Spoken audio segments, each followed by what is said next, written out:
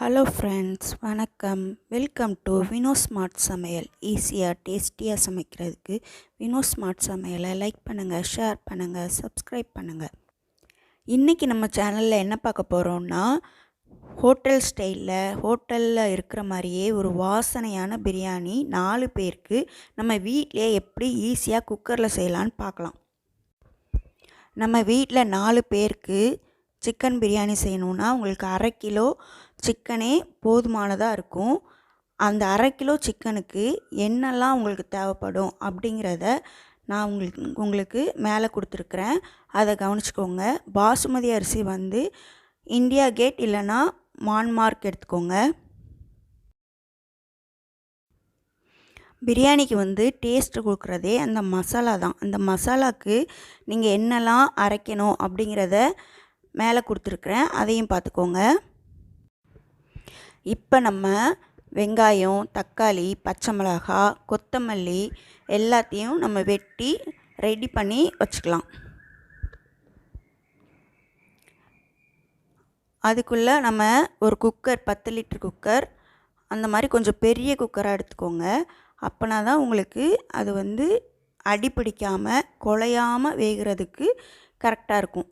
நீங்கள் கரெக்டான அளவு எடுத்திங்கன்னா கொஞ்சம் அது கிண்டும் போதெல்லாம் நமக்கு அரிசிலாம் உடையிறதுக்கு வாய்ப்பு இருக்குது. அதனால் கொஞ்சம் பெரிய குக்கராகவே எடுத்துக்கோங்க பிரியாணி போடும்போது.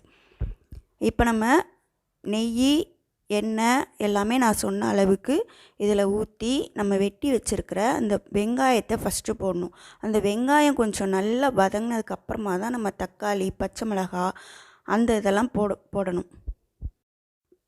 நம்ம போட்ட வெங்காயம், தக்காளிலாம் கொஞ்சம் சீக்கிரமாக வதங்கணுன்னா நம்ம லைட்டாக இந்த வெங்காயம், தக்காளிக்கு தேவைப்படுற கொஞ்சம் உப்பை இப்போ போட்டுக்கலாம். போட்டுட்டோன்னா அது அந்த எண்ணெயோடு சேர்ந்து நல்லா ஸ்பீடாக வதங்கும். நல்லா ஒரு மாதிரி கலரும் சேஞ்ச் ஆகிற மாதிரி நல்லா வதங்கும். இது போல் வதக்கிட்டு நம்ம எடுத்து வச்சுருக்கிற அந்த இஞ்சி, பூண்டு அது எல்லாத்தையும் அரைக்க ஆரம்பிச்சிடலாம்.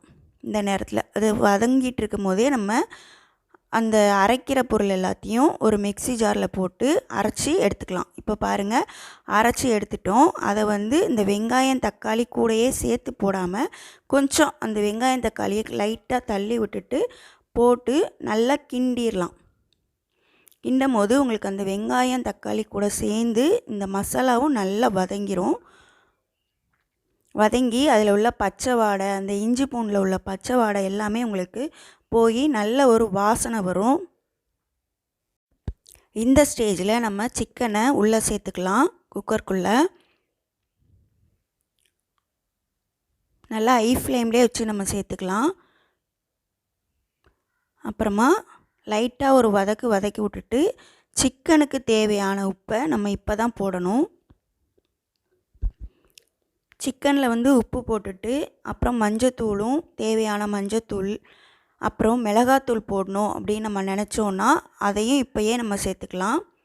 பிரியாணிக்கு மிளகாத்தூள் போட்டிங்கன்னா நல்லாயிருக்கும். ஆனால் தனி மிளகாத்தூளாக நீங்கள் போடணும்.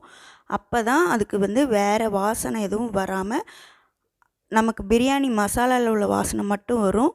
வேறு எந்த குழம்பு மிளகாத்தூளோ வேறு எதுவுமே நம்ம சேர்த்துடக்கூடாது.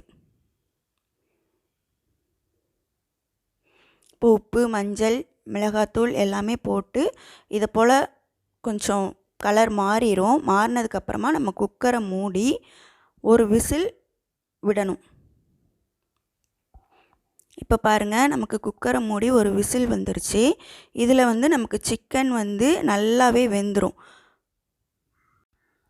குக்கர் விசில் வந்தோன்னா நம்ம ஆஃப் பண்ணிவிட்டு அதில் உள்ள கேஸ் எல்லாம் போகிற வரைக்கும் குக்கரை விட்டுட்டு அப்புறமா திறந்தோன்னா இதை போல் நமக்கு சிக்கன் வந்து நல்லா வெந்திருக்கும்.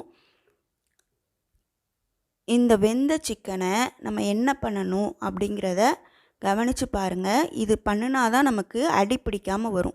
இந்த சிக்கனை எல்லாத்தையும் நம்ம எடுத்து ஒரு வடித்தட்டில் போட்டு சிக்கனை மட்டும் தனியாக எடுத்துடணும். அதுக்குள்ளே இருக்கிற தண்ணி எல்லாமே அதிலே இருக்கிற மாதிரி வச்சுட்டு, கிரேவி மாதிரி இருக்கும் அந்த தண்ணி, அது எல்லாமே அதிலே வச்சுட்டு நம்ம சிக்கனை மட்டும் தனியாக எடுத்துடணும். இப்போ எடுத்துகிட்டு பார்த்தா இதை போல் இருக்கும். இதுக்கப்புறமா நம்ம எடுத்து வச்சுருக்கிற அரிசி எத்தனை கப்பு இருக்குதுன்னு பார்க்கணும். அதுக்கு 1 கப்புக்கு 1.5 கப்பு அளவுக்கு தண்ணி ஊற்றி நம்ம ஊற வச்சுருக்கணும் அரிசியை.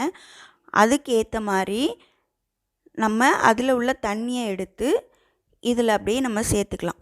இப்போ பாருங்கள், ஊற வச்சுருக்கிற அரிசியில் உள்ள தண்ணியை அதில் நம்ம சேர்த்துட்டு அப்புறமா அந்த அரிசியையும் அப்படியே போட்டுடலாம். நீங்கள் முதல்லையே அரிசியை எடுத்து எத்தனை கப்பு இருக்குது அப்படின்னு பார்த்து அதை 1 கப்புக்கு 1.5 கப்பு தண்ணி வீதத்தில் நீங்கள் ஊற்றி ஊற வச்சு கழுவிட்டு ஊற வச்சிடலாம். அந்த தண்ணியே நம்ம இந்த குக்கரில் ஊற்றிக்கலாம். அரிசி மட்டும் லைட்டாக கொதித்ததுக்கப்புறமா நம்ம போட்டுக்கலாம். போட்டு லைட்டாக ஒரு கிண்டி உடனே மூடி வச்சிடலாம். இது போல் ஒரு விசில் வந்தோடனே உடனே குக்கரை ஆஃப் பண்ணிடலாம். ஹை ஃப்ளேமில் வச்சு ஒரு விசில் விட்டுடலாம். அப்புறம் அந்த குக்கரில் உள்ள அந்த கேஸ் எல்லாமே நல்லா போனதுக்கப்புறமா நீங்கள் திறந்து பார்த்தீங்கன்னா இதை போல் இருக்கும். அதுக்கப்புறமா நம்ம கரண்டியோட பின்னாடி பகுதி இருக்குல்ல, அதை வச்சு அப்படியே கிண்டி விட்டோன்னா உங்களுக்கு அந்த அரிசி எதுவுமே உடையாமல் ஹோட்டலில் இருக்கிற மாதிரி இந்த மாதிரி ஒரு டேஸ்டியான வாசனையான பிரியாணி நம்ம வீட்டிலையே குறைஞ்ச செலவுலேயே பண்ணிடலாம். எல்லோரும் செஞ்சு பார்த்துட்டு எப்படி இருந்துச்சுன்னு கீழே கமெண்ட்டில் சொல்லுங்கள். மறக்காமல் லைக் பண்ணுங்கள், ஷேர் பண்ணுங்கள், சப்ஸ்கிரைப் பண்ணுங்கள்.